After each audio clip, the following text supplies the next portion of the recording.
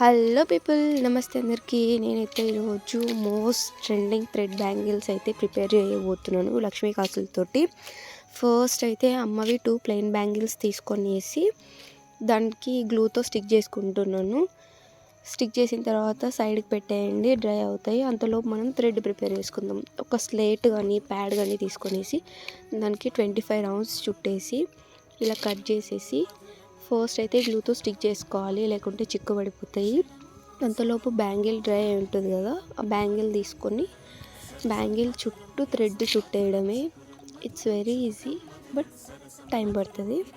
ఇటు చుట్టేసిన తర్వాత ఇలా ఉంటుంది బ్యాంగిల్.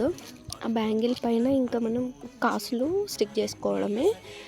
కాసులు స్టిక్ చేసుకున్న తర్వాత అవుట్పుట్ ఎంత పర్ఫెక్ట్గా వచ్చిందంటే నాకైతే చాలా నచ్చాయి. ఇంకా మీరే చెప్పాలి ఎలా ఉన్నాయి అనేసి, కమెంట్ చేసి చెప్పండి.